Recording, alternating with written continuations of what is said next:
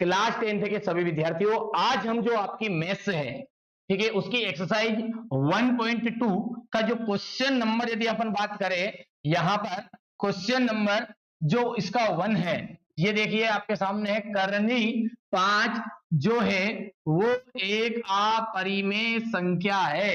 क्या बोल रहा है ये कि आपका जो करनी 5 है, ठीक है, करनी 5, ये जो करनी 5 है, ये करनी 5 आपकी क्या है, एक अपरिमेय संख्या है। ठीक है बच्चों, तो चलिए अपन चलते बढ़िया से इस क्वेश्चन को कवर कराऊंगा और 100% गारंटी है 4 नंबर आपका ये पक्का करा देगी।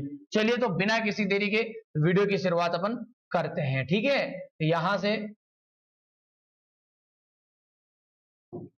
ठीक है भैया, यहां से अपन अच्छे से देखते हैं। सबसे पहला जो क्वेश्चन है अपना वो क्या है, करनी 5 जो है अपरिमेय संख्या है, तो इसका अपन ठीक विपरीत मानेंगे। माना कि करनी 5 एक परिमेय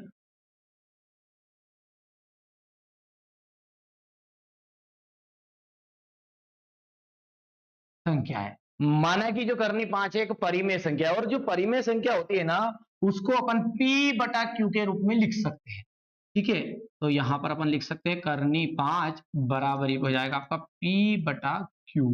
अब यहां पर आपको एक चीज अच्छे से ध्यान देनी है कि ये जो P बटा Q है, ये आपकी कौन सी संख्या है, सह अभाज्य संख्या है। अब सहाभाज्य संख्या वो होती है जिनका HCF 1 होता है, यानी जो केवल और केवल 1 से भाग जिनमें जाता है। इनमें जिन संख्याओं में 1 से भाग जाएगा वो संख्याएं ही क्या कहलाएगी, आपकी सहाभाज्य संख्या है। यदि मान के कहूं कि मैंने कहा कि ये 1 है, ठीक है, अब ये जो 1 है और 2 है, ठीक है, यदि दोनों के गुणनखंड करोगे तो इसका तो 1 आएगा और इसका 2 आएगा। हम दोनों संख्याओं का यदि HCF निकालेंगे ना, तो इसका 1 आएगा, जो हमने एक्सरसाइज 1.1 में अच्छे से देख लिया। तो ऐसी संख्याएं जो जैसे मान के चलिए 1 और 2 हो गई है, 2 और 3 हो गई है, ठीक है, 3 और यहां पर 4 हो गई है, ये संख्या क्या है आपकी, ये संख्या है बेटा आपकी सहभाज्य संख्या, यानी कि जिनमें केवल केवल और केवल या तो 1 से भाग जाएगा, सिंपल सी बात है, जिनमें केवल किससे भाग जाएगा, 1 से, या फिर स्वयं से। स्वयं का मतलब है वो खुद संख्या, जैसे ये 1 है तो इसमें 1 से जाएगा और स्वयं से जाएगा, ये जो 2 है इसमें 1 से जाएगा भाग और 2 से जाएगा, ठीक है ना, स्वयं से। ये जो 2 है इसमें भी 1 से जाएगा और 2 से जाएगा, यहां से, ठीक है, ये 1 से जाएगा और 3 से जाएगा। समझ में आ गई बात नहीं आई? तो ये जो है आपकी, ये आपका कहलाएगा सहअभाज्य संख्या। तो हमारी जो ये P बटा Q है, ये भी क्या है, वास्तव में आपकी सहअभाज्य संख्या ही है। क्या है, सहअभाज्य संख्या। हम लिख सकते हैं जहां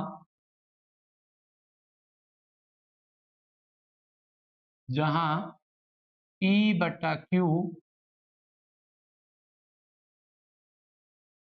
सहअभाज्य, आ भी लिखा है ना,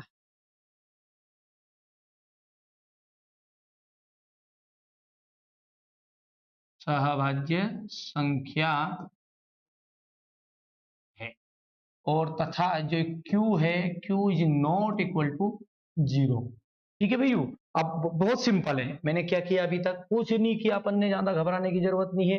अपन ने लिखा कि करनी 5 जो है वो अपरिमेय बोल रहा था, अपन ने मान लिया परिमेय, और परिमेय को हम लिख सकते हैं P बटा Q, और हमने कह दिया कि ये जो P बटा Q है ये आपकी सहअभाज्य संख्या है और Q के बराबर 0 नहीं है। अब हम कर देंगे दोनों पक्षों में वर्ग करने पर, लिख दो यहाँ पर वर्ग करने पर, वर्ग करो भैयू, करनी 5 की घात 2 बराबर ही आ जाएगा P बटा Q की पावर 2। आगे सोल्व करोगे तो ये तो आ जाएगा 5 बराबर ही पे जाएगा आपका P स्क्वायर और बटे में जाएगा Q स्क्वायर। ठीक है, चलिए यदि मैं कहूं कि Q का मान करो 5 नीचे लेके आ जाओ तो करो जल्दी से, तो Q स्क्वायर इक्वल है आपका आया है P स्क्वायर बटे कितना गया 5 आ गया। इसको आप समीकरण नंबर 1 बना दो। अब यहां से आप एक चीज नोटिस करो कि मैंने यदि कहा कि ये जो 10 है, ये 10 5 से भाग जाएगा कि नहीं जाएगा, तो आप बोलोगे जाएगा।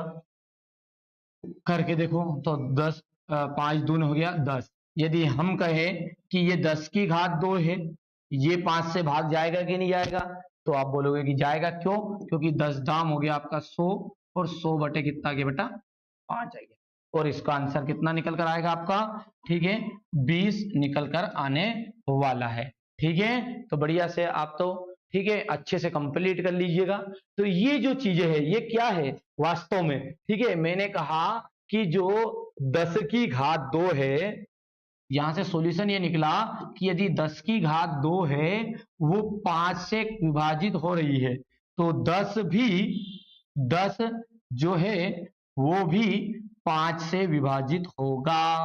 ठीक है, क्या बोला है मैंने कि यदि, लाइन को ध्यान समझो बेटा, हर सवाल का कॉन्सेप्ट है ये, यदि 10 की घात 2 5 से विभाजित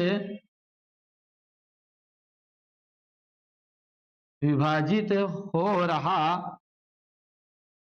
है तो 10 भी 5 से विभाजित होगा।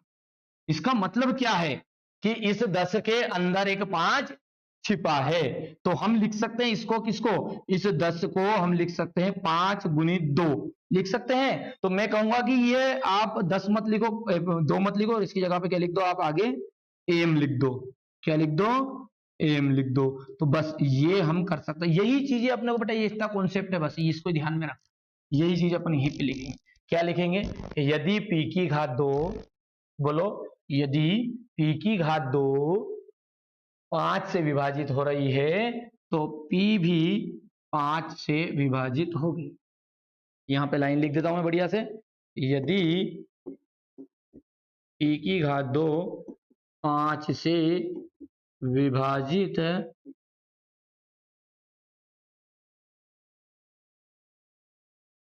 हो रही है, ये 5 p की घात तो 5 से विभाजित हो रही है तो p भी 5 से विभाजित होगा। ठीक है, ये हटा दूं मैं, तो p तो है तो p भी 5 से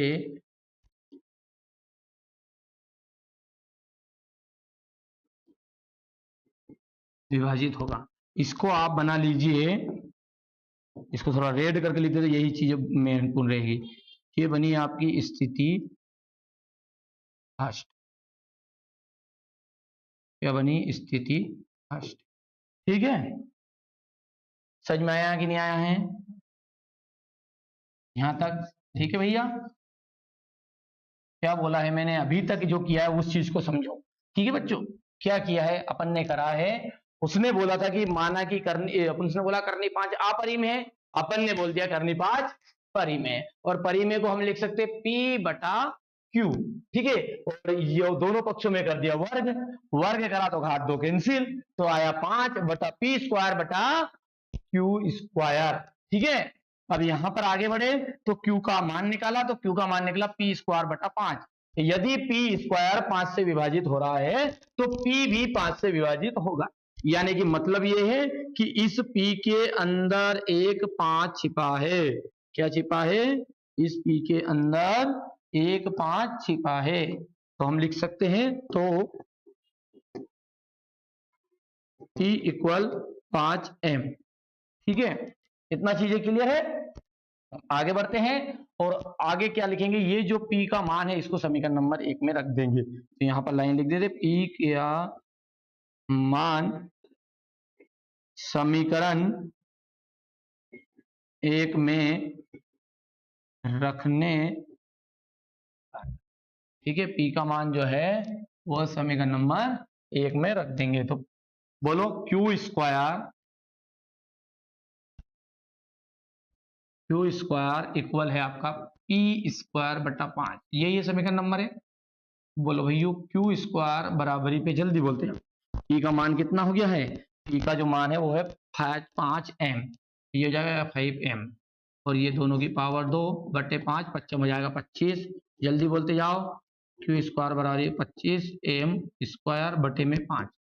ठीक है, आंसर क्या निकल कर आया, ये काटोगे तो कितना आया है, क्यू स्क्वायर बराबरी पे जाएगा आपका 5m स्क्वायर। और आगे यदि मैं कहूँ कि एम स्क्वायर का मान निकालो, तो ये एम स्क्वायर यहीं पे रहेगा और क्यू स्क्वायर के बटे में क्या जाएगा, 5 आ जाएगा। ठीक है, वही स्थिति आई जो अपन ने यहाँ पे करी थी, देखो कोर्स करी थी कि यदि पी स्क्वायर 5 से विभाजित हो रहा है तो पी भी 5 से विभाजित होगा। अब यहाँ पर अपन लिख दो कि क्यू स्क्वायर यदि 5 से विभाजित होगा तो क्यू भी 5 से विभाजित होगा। तो यदि क्यू स्क्वायर 5 से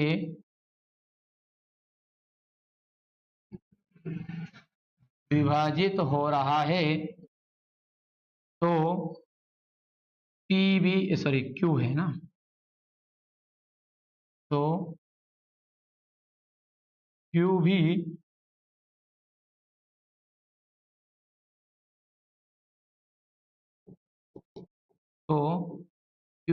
अरे क्यू क्यों रेड मारा, चलो ठीक है, क्यू भी 5 से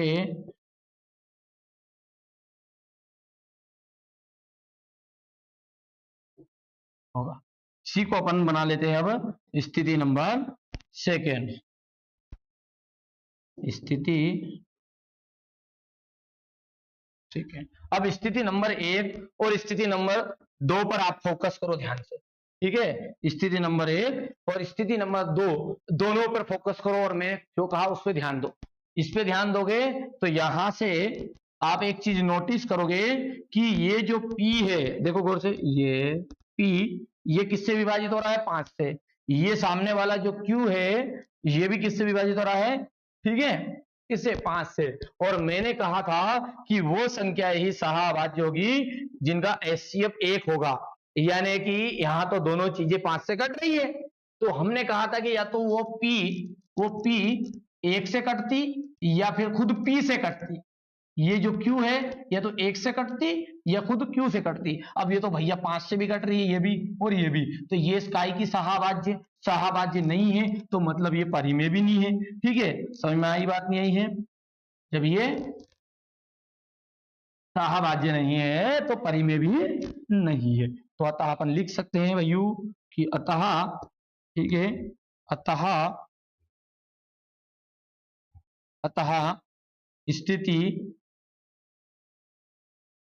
स्थिति 1, या फिर आप ऐसा लिखो इसको यहां करके,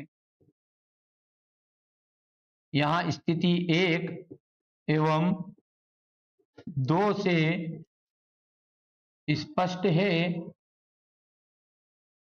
कि करनी 5 जो है एक परिमेय संख्या नहीं है। अतः करनी 5 कैसी है, करनी 5 एक अपरिमेय